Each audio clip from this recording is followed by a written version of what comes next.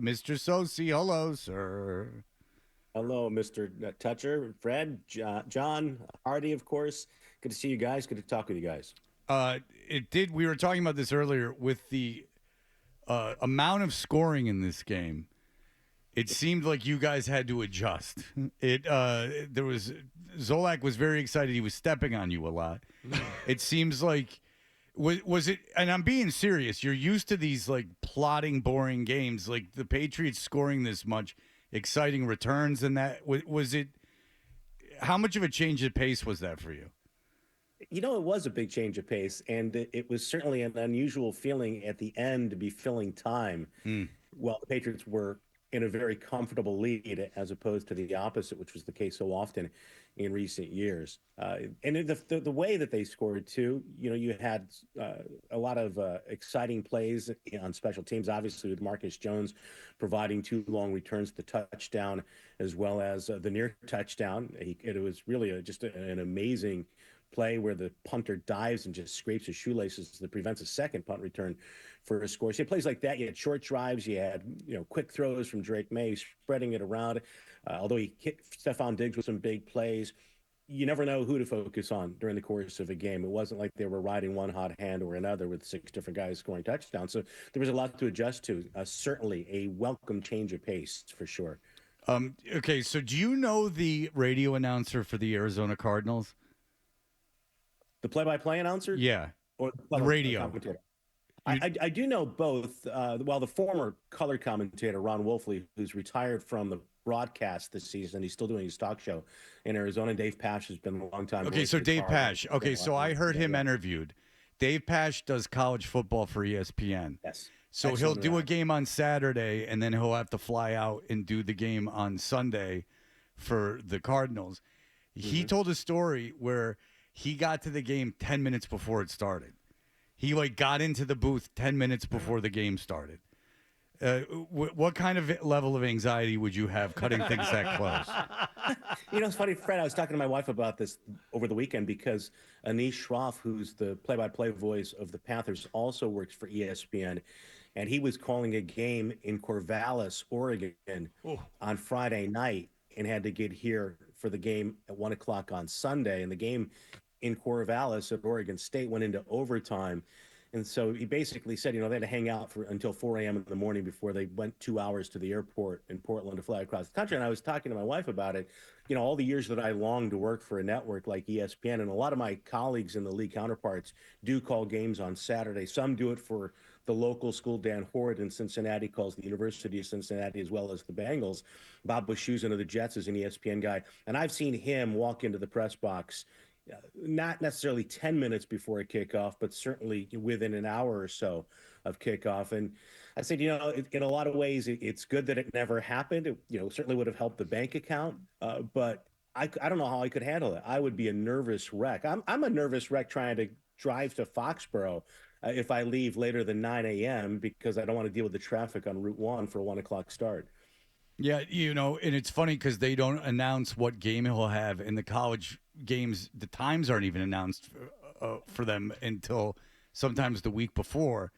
And to my knowledge, like I know there's BC games where they still haven't announced the time, and so he won't even know what game he's doing, and then they'll give him the game, and then they'll give him like 5 travel scenarios. Because you're right, they're at colleges, so they're not by most of the time by major airports. So he has to like dealer's choice in airport, like he has connections and stuff. Like you're working the Bears game, you fly to Chicago. It's easy. Right. It's not like that. No. Corvallis, and then you drive 2 hours to Portland? Yeah. Oh, my So God. it's so doing a game on Saturday and then turning around and doing a game on Sunday. What did you make of the Rhamondre Stevenson and the way he was used? Well, I think Mike Vrabel made a point the other day when he said that, Drake May had some turnovers and we're not going to play Josh Dobbs at quarterback. That was an indicator that we were going to see Rhamondre, but his snap count was down and Travion Henderson's snap count was up. And I thought Antonio Gibson really played a pivotal role early, too, with several big plays for them to get them, going offensively. So I think in Vrabel's case, he's trying to continue to instill confidence, to show his faith in his players. Having been a player himself, I think he's going to give these guys a little more slack, and certainly did that in Rhamondre's case. I think it was an effective way to use all three backs. Now, Carolina doesn't have the stoutest defense by any measure. We'll see how they do this week versus Buffalo. But, I think it's an important win in a lot of respects, and in particular for a guy like Rhamondre Stevenson to play a role, for the team to play a clean game, not turn the ball over. They didn't necessarily play it cleanly when it came to the penalties, but I think also just the nature of the win and how they got to the victory, is good going forward. And part of that too is I just think the psychological effects of the head coach sticking with those guys, believing in them, and then them going out and for the most part validating that confidence. I can't believe Vrabel actually said that that Drake May has turned the ball over a couple of times, saying we're not benching him. It's a little different. They did. He was wrong. They did play Dobbs, so Yeah. Who's the joke on now? All right. How did Christian Gonzalez look yesterday, Bob? Yeah, Hardy, I think he looked overall pretty good. It was hard to tell initially. There was some zone coverages in the mix, and I thought he was playing a little bit soft early on. We'll have to go break down the tape. I really haven't watched the film yet to get a true evaluation. But I think overall he played Well, this good. phone call is premature then, isn't it?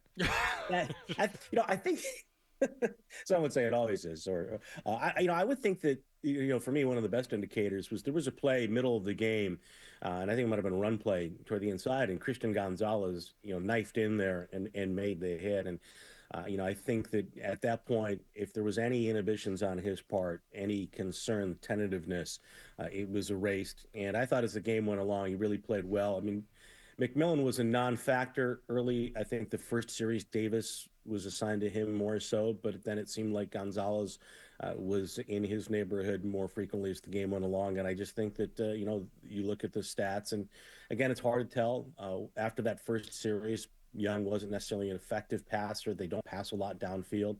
And again, the point to this week and going forward, we'll get a better measure. But I thought overall for the first game, it was impressive. And I also thought the snap count, the extensive way he was used for the most part, was a good indicator. I didn't know if he would play as much as he did, but he was out there the whole first half for sure.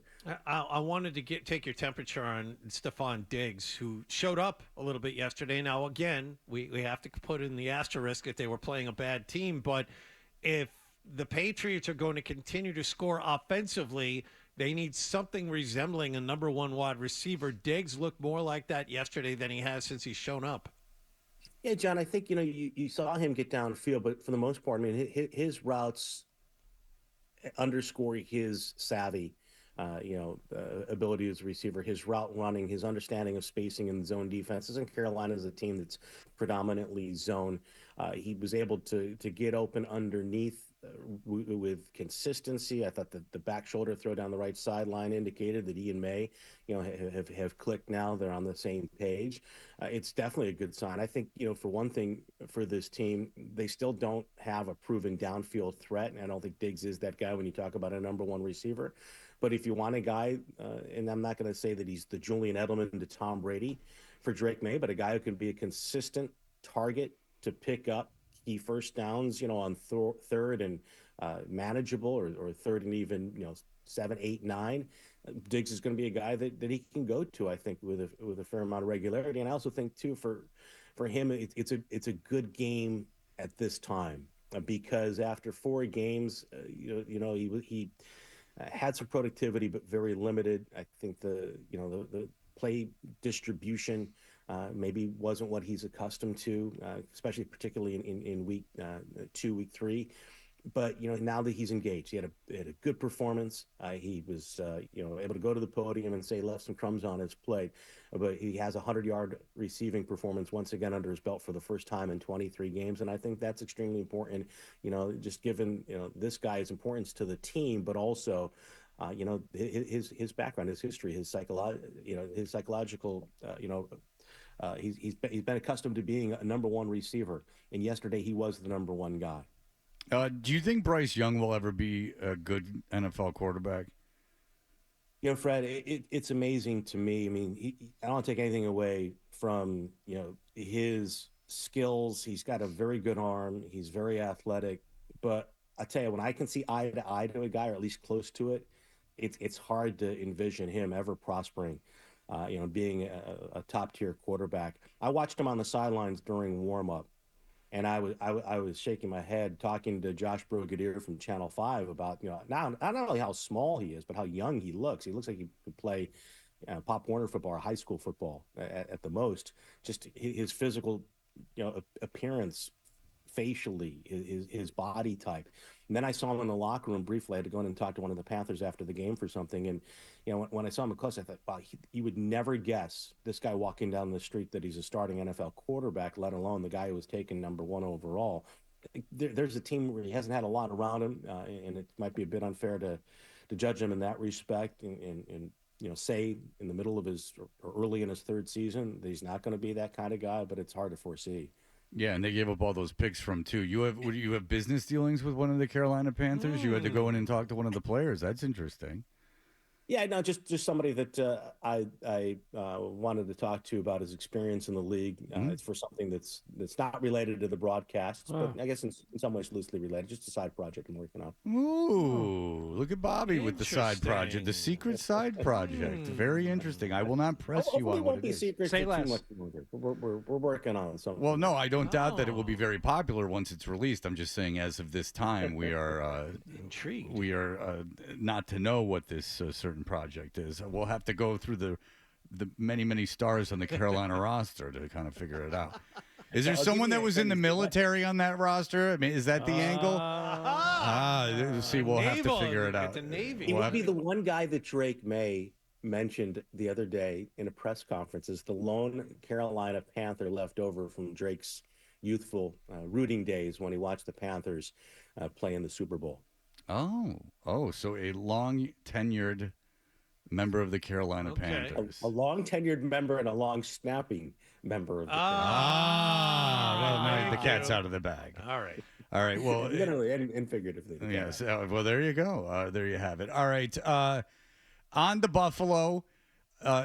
This is a big step up in class. But the thing about this game is that regardless of however bad or good Carolina is, you're not that team now. Like you're 2-2. Like you're not in the bottom of the NFL. Like not that it matters, but this is just an exercise. You're not going for a week-to-week ranking. But if you were to think of the NFL right now, you would put the Patriots probably in the lower middle.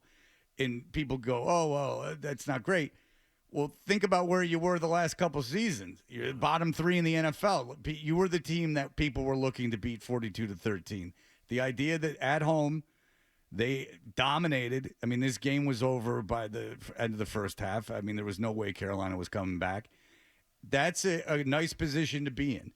You're not in the dregs of the league. Are you in the class of Buffalo? No, but if you win that Buffalo game now and you got an easy run after it, now you can chalk up enough wins where things become interesting. Now, do I think they're going to win in Buffalo? I don't think there's any chance they win in Buffalo. But nonetheless, a wonderful victory. Bobby, I'm glad you got to call a barn burner. I'm glad you got the call. Great call on the punt return touchdown. Fantastic work. We appreciate it as always. Bob Socci, the voice of your New England Patriots. Thank you, Bob. Hey, thank you, Fred. Appreciate the kind words. Thanks, guys.